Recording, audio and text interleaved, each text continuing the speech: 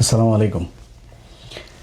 আপনারা একটা রক্তক্ষয়ী সংঘর্ষ, একজন রাক্ষসের মুখ থেকে এই দেশটাকে 1400 মানুষ জীবন দিয়ে বাঁচিয়ে দিয়ে গিয়েছে। সেখান থেকে 2 বছর দূরত্বেও নাই, 2 বছরেরও কম সময় হয়েছে। সেখানে দাঁড়িয়ে আপনারা যেটা করছেন, আপনারা এখন গুপ্ত সুপ্ত নিয়ে নিজেদের ভেতরে কামড়াকামড়ি করছেন, লুটপাট, তারপরে নিজেদের ভেতরে মারামারি যা আছে, বিএনপির ভেতরে বিএনপির জামাতের সাথে নানান ধরনের দ্বন্দ্ব এখন চলছে। অথচ কয়দিন আগে আপনারা একসাথে মার খেয়েছেন, একসাথে গুম হয়েছেন, একসাথে রিমান্ডে গিয়েছেন, একসাথে জেলখানায় থেকেছেন, একসাথে মশারি নিয়ে ধান খেতে ঘুমিয়েছেন। আপনারা সেটা ভুলে গিয়েছেন। অথচ আমরা যে কত ভয়ঙ্কর একটা পরিস্থিতির ভেতরে, কত বিপজ্জনক জায়গার ভেতরে এই দেশটা দাঁড়িয়ে আছে, এটা আপনাদেরকে অনুমান করার, বিবেক বুদ্ধি দিয়ে চিন্তা করার সেই শক্তি বোধহয় আল্লাহ আপনাদের দেয় নাই। এখনও ঘাড়ের উপরে নিঃশ্বাস ফেলছে সেই রাক্ষস। 2 দিন পরপরই বলে আসতেছি, খেয়ে ফেলবো, লিস্টিং করছি, কারা কারা করেছে। একজনও বাঁচতে পারবেন। আমি আজকে একজনের বিরুদ্ধে, আপনি আর আমার বিরুদ্ধে যেই কয়জন আছে, যারা এনসিপি বলেন, জামাত বলেন, বিএনপি বলেন, যারা পুলিশে এখন বিভিন্ন বড় বড় পদে এসে, কেউ কি বেঁচে আসতে পারবে এখান থেকে? যদি আওয়ামী লীগ আবার ইন্ডিয়ার সহায়তায় যদি বাংলাদেশে ঢোকে, আপনার মনে হয় একজন বাঁচতে পারবেন? আগে তো নিজের জীবন বাঁচাবেন, এরপরে লুটপাট করেন, গুপ্ত সুপ্ত বালছাল নিয়ে মারামারি করেন, যেটা পরে করেন। আগে দেশের স্বাধীনতাটা, সার্বভৌমত্বটাকে তো আগে ঠিক করে নেবেন, মেরামত করে, যে আমি এখন সিকিউর, এরপরে আপনি কামড়াকামড়ি করেন, খাওয়া দাওয়া করেন। আপনাদের অবস্থা দেখলে মনে হয় অ্যাজ ইফ আপনারা একটা স্বাভাবিক নির্বাচনের মধ্য দিয়ে আসছেন। 5 বছর পর আরেকটা সরকার আসলে কি হবে? কিছুই হবে না। আপনার মাথায় রাখতে হবে, অন্তত যদি কমও হয়, তাও 20 বছর আপনাকে আওয়ামী লীগকে ক্ষমতার বাইরে রাখতে হবে। তার একটা মহাপরিকল্পনা আপনাদের করা উচিত ছিল, সেটা না করে আপনারা করছেন। আজকে যে বিষয়টা আপনাদেরকে বলবো, এটা বললে বুঝতে পারবেন যে কত ভয়ঙ্কর জায়গায়, কত বিপজ্জনক জায়গায় তারেক রহমানের জীবন, আপনাদের জীবন, আমাদের জীবন দাঁড়িয়ে আছে। তাহলে বুঝতে পারবেন। 20 তারিখ, এই 20 এপ্রিল আমি ফেসবুকে একটা পোস্ট করেছিলাম, বিমান বাহিনীর ভেতরে কিছু একটা হচ্ছে,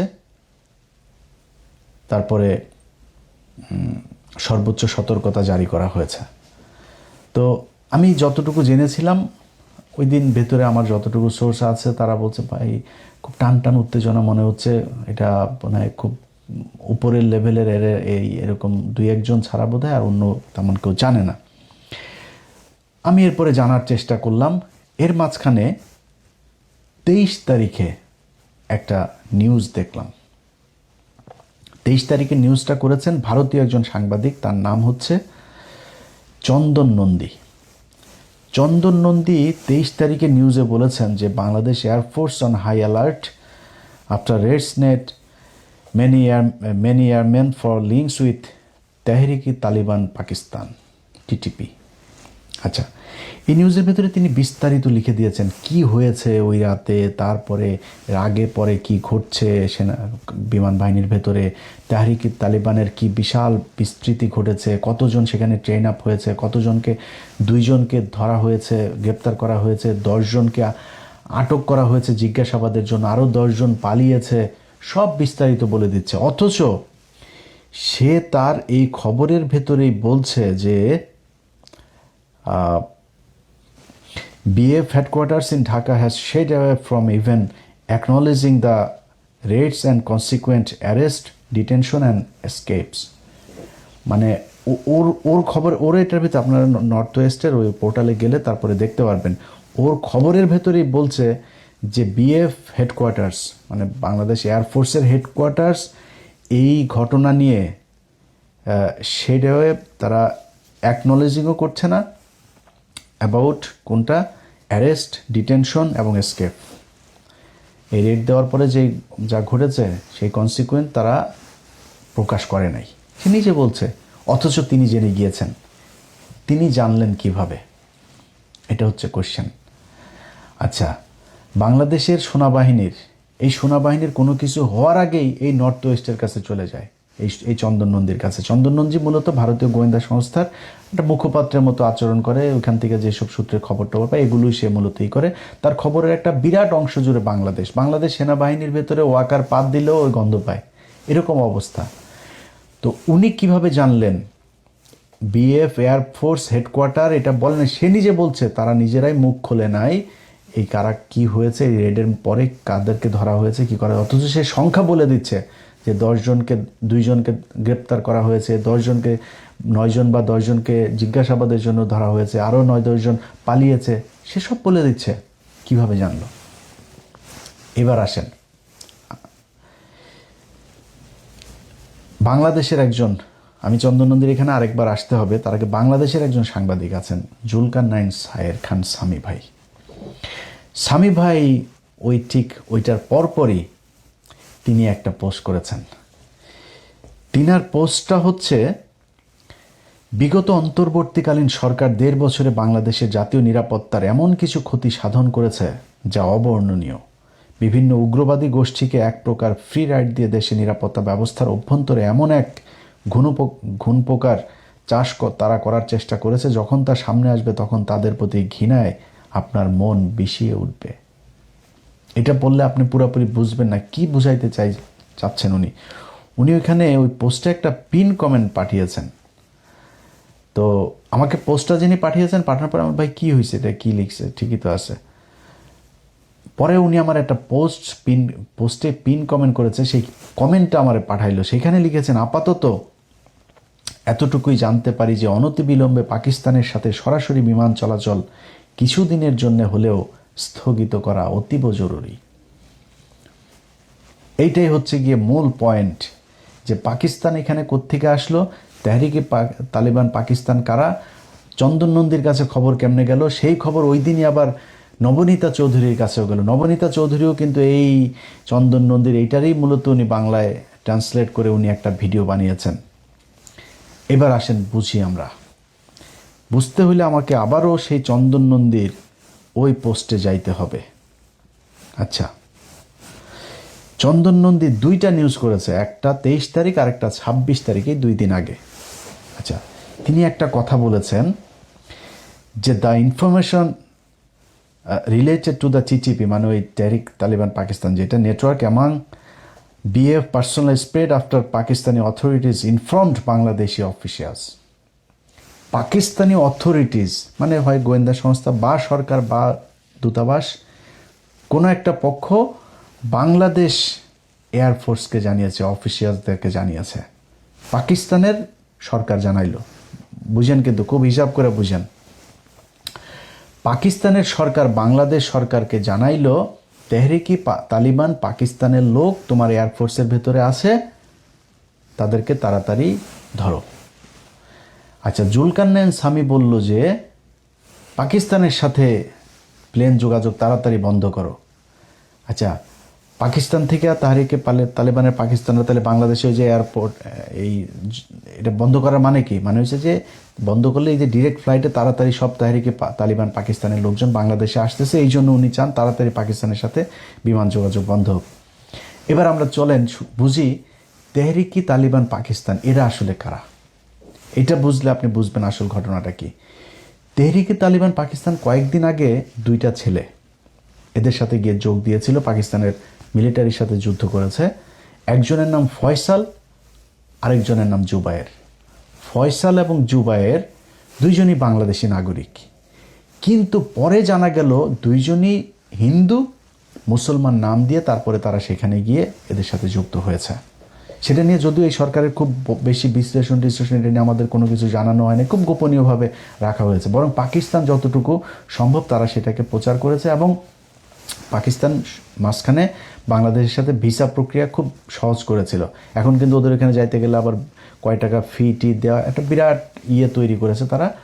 তো আমি কিছু রোগী আপনার থাইল্যান্ড, তারপরে চীন, আমার পরিচিত একজন, তারা এরকম পাঠায়। পাকিস্তানেও কিছু রোগী পাঠানো হয়েছে। পাকিস্তানের ট্রিটমেন্টের ব্যবস্থা কিন্তু খুব ভালো, আপনারা খুবই মানে অল্প খরচে খুব ভালো মানের চিকিৎসা পাইতে পারেন। তো আমি কিছু লোকজনকে পাঠিয়েছিও আমার ওই এজেন্সির মাধ্যমে। তো ওরা আমারে বলল যে ভাই এখন ভিসার ইয়েটা একটু কড়াকড়ি করেছে। তো তারা আবার এমবেসির সাথে কথা বলে জানলো যে আমাদের দেশ থেকে জঙ্গি যাচ্ছে পাকিস্তানে, গিয়ে সেখানে পাকিস্তানের ভেতরে অভ্যন্তরীণ এই শৃঙ্খলা নষ্ট করছে। এই তেহরিকি তালিবান পাকিস্তান শ্রীলঙ্কার যে বাসে হামলা হয়েছে সেটার সাথে জড়িত, ক্রিকেট দলের উপরে হামলা হলো না, ওটার সাথে জড়িত। কয়েকদিন আগে পাকিস্তানের নিরাপত্তা বাহিনীর সাথে যে গ্যাঞ্জাম হইলো সেটার সাথে জড়িত। এইটারে বুঝতে হইলে যে তেহরিকি তালিবান পাকিস্তান কেন পাকিস্তানের সাথে লাগে, এটা বুঝতে হইলে, এটা কারা, এটা বুঝতে হইলে আপনাকে কয়েকদিন আগে যে আফগানিস্তানের সাথে পাকিস্তানের যুদ্ধ হইল না, আপনারা অনেকে অবাক হন না যে পাকিস্তান কেন আফগানিস্তানের সাথে, আফগানিস্তানের লোকজনরা এইভাবে ওই পারে বোমা বর্ষণ করে। কারণ হচ্ছে তেহরিকি তালিবান পাকিস্তান, এই টিটিপি হচ্ছে রয়ের তৈরি করা আফগানিস্তানের একটা বাহিনী। তালেবানদেরই একটা অংশ, তারা রয়ের সাথে মিলে মোটা অঙ্কের টাকা দিয়ে এদেরকে আপনার তৈরি করা হয়েছে পাকিস্তানের বিরুদ্ধে যুদ্ধ করার জন্য। এখন ওরা উর্দুতে কথা বলে, ওরা বেলুচ ভাষায় কথা বলে, ওরা দাড়ি টুপিওয়ালা, ওরা পাকিস্তানের মতো দেখতে। ওরা আমেরিকার সাথে আফগানিস্তানের যুদ্ধ শুরুর পর থেকে 20 বছর ধরে প্রায় 10 লক্ষ আফগানি পাকিস্তানিরা জায়গা দিয়েছে। তাদের এখন ওইখানে দোকানপাট আছে, তারা এখানে থাকে খায়, পাকিস্তান তাদেরকে নাগরিকত্ব দিয়েছে, কিচ্ছু বলে না। ওদেরকে দিয়ে পাকিস্তানের বিরুদ্ধে যুদ্ধ করাইতে খুব সুবিধা হয়। এই জন্য এদেরকে ট্রেন আপ করেছে, করে তারপরে তাদের সাথে যুদ্ধ করায়। আপনারা এই পর্যায়ে এইটুকু বুঝেন যে তেহরিকি তালেবান পাকিস্তান টিটিপি হচ্ছে পাকিস্তানের রাষ্ট্রের বিরোধী একটা জঙ্গি সংগঠন। এই যে মাঝে মধ্যে বোমা টোমা ফুটায়, এরা ফুটায়, এরা ওদের বিরোধী। যেই কারণে পাকিস্তানের সরকার বাংলাদেশ সরকারকে বলেছে যে তোমরা তাড়াতাড়ি তৎপর হও, এই তেহরিকি তালিবান পাকিস্তান এটা রয়ের সংগঠন, এরা তোমাদের ভেতরে ঢুকেছে। এইবার কোশ্চেন হচ্ছে তেহরিকি তালিবান পাকিস্তান বানাইলো পাকিস্তানের সাথে যুদ্ধ করার জন্য পাকিস্তানের ভেতরে, কিন্তু আমাদের দেশে কেন পাঠিয়েছে? এইটা হচ্ছে গিয়ে মূল বিষয়। এইটা বুঝলে বুঝতে পারবেন যে আপনি কত বিপদে আছেন, আপনার তারেক রহমান কত বিপজ্জনক জায়গায় দাঁড়িয়ে আছে, আমার পুরো দেশের সার্বভৌমত্ব কতটা বিপজ্জনক জায়গায় দাঁড়িয়ে আছে। বাংলাদেশের এই এয়ারফোর্সের ভেতরে তাদের এইটা ঢুকানোর পেছনে গেল 6 মাস ধরে তারা কাজ করছে। আপনারা এই ওর আর্টিকেলটা পড়লেই সব দেখতে পারবেন। সেখানে 6 মাসেরও বেশি সময় ধরে তারা কাজ করছে। আপনার জহুরুল ইসলাম যে এয়ারবেজ আছে চিটাগাংয়ে, সেখানে মসজিদের ইমামকে এই তেহরিকি তালিবান পাকিস্তানের একজন এজেন্টকে ঢোকানো হয়েছে, মসজিদের ইমাম সে। এখন বাংলাদেশকে কেন টার্গেট করা হলো সেটা বুঝতে কয়েকদিন আগে ভারতের আরেকজন সাংবাদিক আর একজন সেনাবাহিনীর কর্মকর্তা, রিটায়ার্ড একজন কর্মকর্তা, দুইজন একটা কথা বলেছিল যে তারেক রহমান ভারতের সাথে যে কথা দিয়ে বাংলাদেশে ঢুকেছিল লন্ডন থেকে, সেই কথা তারেক রহমান শুনছেন না। এটা কিন্তু সত্যি কথা। তারেক রহমান ভারতের সাথে তার একটা মিটিং হয়েছে, একটা না একাধিক মিটিং হয়েছে তার, এবং সেখানে সে এই কথাগুলো বলে এসেছে যে হ্যাঁ আমরা তোমার কথা শুনবো। এখন আপনি বলবেন তারেক রহমান কি এই তাহলে খারাপ কাজ করেছে, এটা মানবেন না? তারেক রহমান খারাপ কাজ করে নাই। এর কারণ হইল গিয়া খালেদা জিয়া যখন 111 সরকারের সময় জেলে ছিল, শেখ হাসিনার আগে এই জেনারেল মাসুদ টাসুদ এরা আগে গিয়েছিল খালেদা জিয়ার কাছে যে ম্যাডাম আমরা আপনাকেই চাই ক্ষমতায় আনতে, আমাদের এই 111 সরকারের এই জিনিসগুলো আপনি ইমডিউনিটি দিবেন এবং আমাদের এই জিনিসগুলো মেনে নেবেন। খালেদা জিয়া তো একরকম মানুষ, যেসব দানাই পানায় বুঝে না। বলছে যে তোমার কাজ ক্যান্টনমেন্টে, তুমি এখানে রাজনীতি করতে আসছো কেন? এটা তোমার কাজ, যাও বেরো, একদম স্ট্রেট কার্ড বের করে। এগুলো আপনার এই যে প্রণব মুখার্জির বইতেও লেখা আছে। খালেদা জিয়া মানে নেই, না মানাতে কি হয়েছে, 111-এর পুরো ক্রেডিট উপভোগ করেছে শেখ হাসিনা। সে ক্ষমতায় আসলো, ইন্ডিয়ার কথা শুনলো, শুনে তারপরে খালেদা জিয়া শুনে নাই। খালেদা জিয়া ওই দিন যেটা করতে পারতো, ওদের কথা শুনে ক্ষমতায় এসে তারপরে বিট্রে করতে পারতো। তারেক রহমান ঠিক ওইটাই করেছে আমার বিশ্বাস। তারেক রহমান তাদেরকে বলেছে হ্যাঁ ঠিক আছে আমরা এইভাবে, কি চেয়েছে ভারত চেয়েছে, মানে আমি কেন বলছি যে তারেক রহমান ঠিকটাই করেছে সেটারও প্রমাণ দিচ্ছি আপনারা।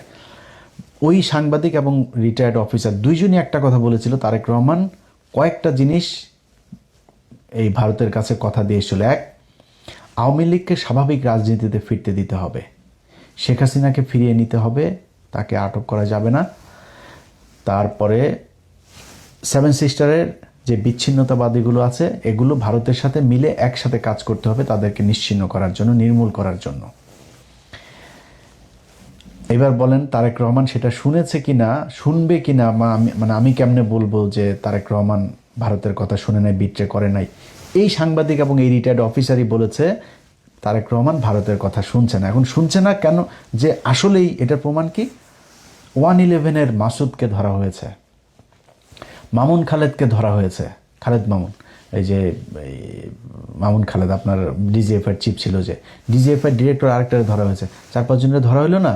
আপনার কি মনে হয় ভারত কোনো দিন তারেক রহমানকে এটাতে সাপোর্ট দিচ্ছে বা তারেক রহমানের এটা মেনে নিচ্ছে? ভারত মেনে নিচ্ছে না, কিন্তু তারেক রহমান সেটা করেছে। আচ্ছা, আইপিএলের খেলা বাংলাদেশে নিষিদ্ধ করেছিল ইউনূস সরকার, তারেক রহমান সেটা বহাল রেখেছে। এটা আপনার মনে হয় ভারতের কোটি কোটি ডলার খরচ অপচয় হয়েছে, এটার কারণে লস হয়েছে? তারপরে আওয়ামী লীগের কার্যক্রম নিষিদ্ধ তো ছিল, ওইভাবে থাকতো, আইনে পরিণত করার দরকার আছে, তারেক রহমান সেটা করেছে।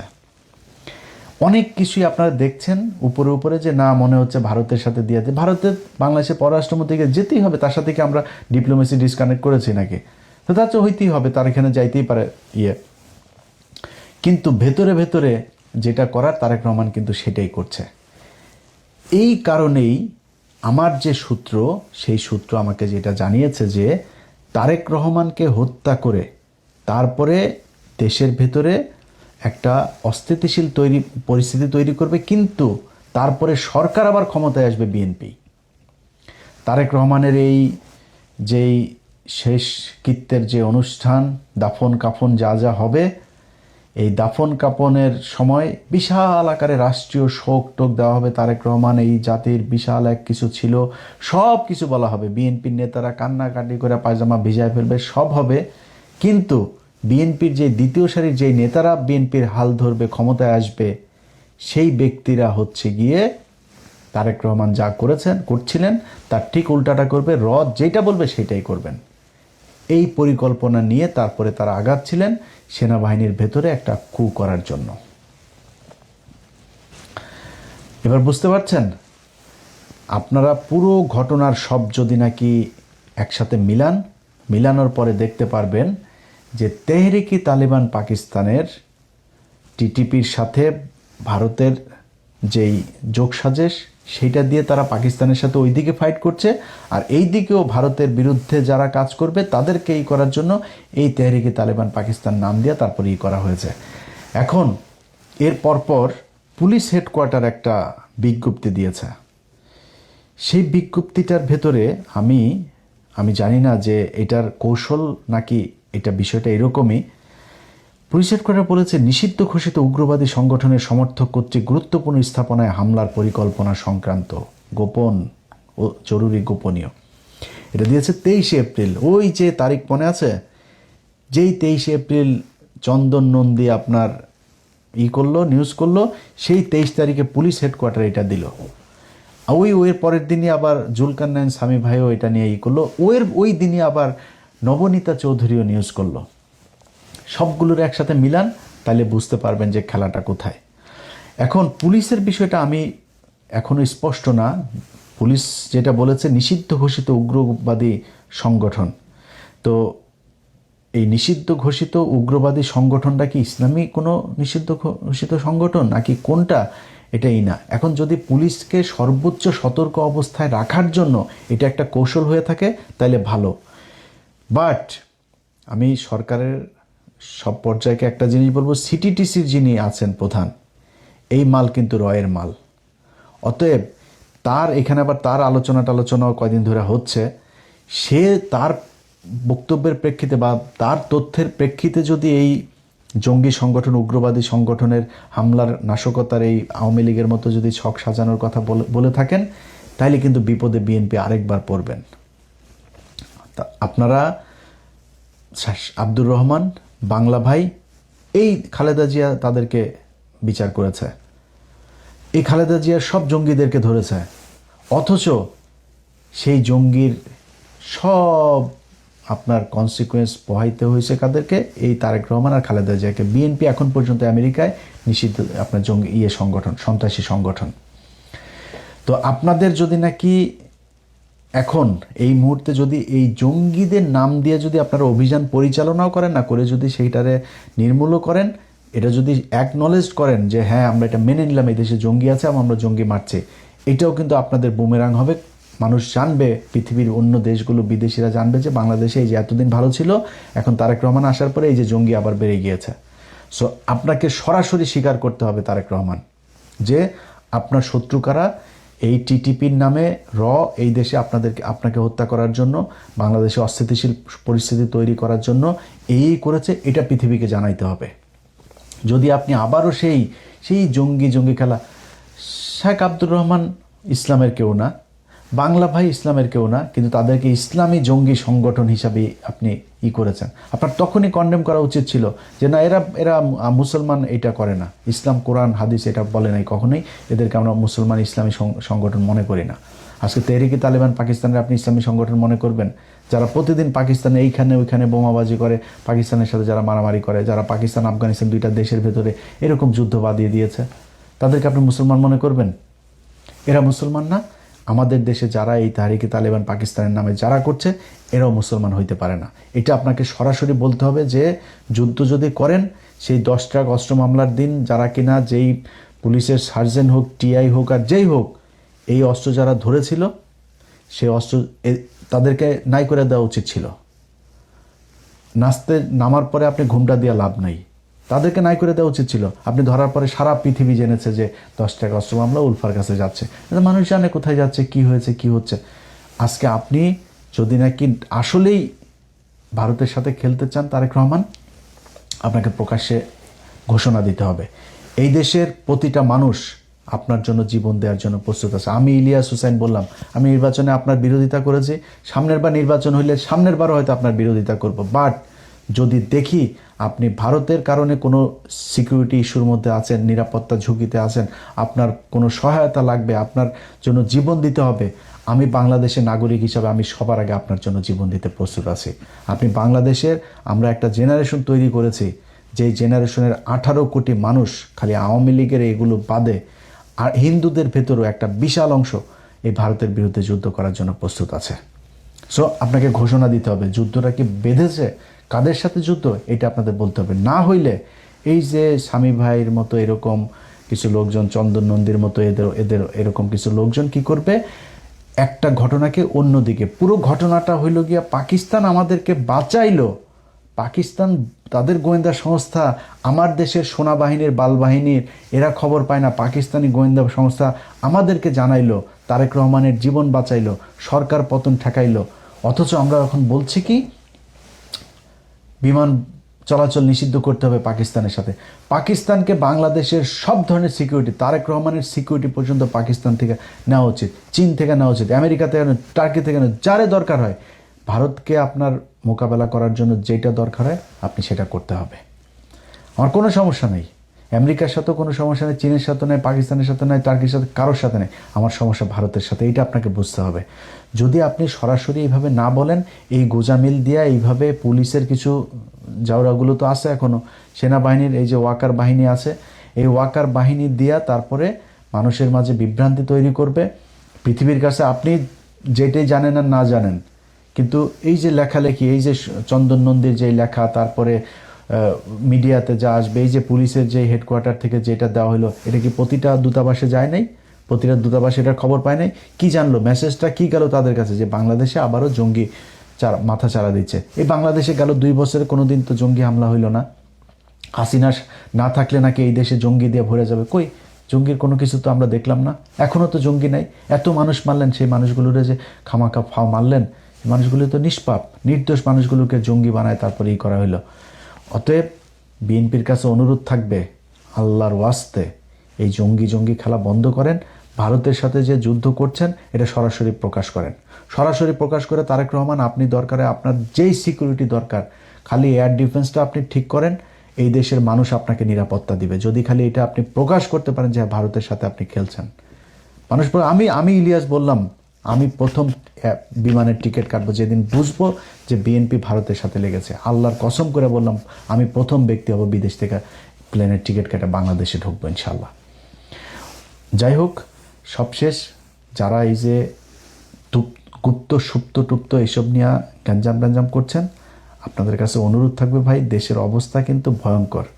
আপনি এগুলি যদি বাদও দেন, দেশও যদি চালাইতে চান, এই যে তেলের যেই সংকট দেখায় দিয়ে গেল, এটার কারণে কি একটা দুইটা জিনিস হবে?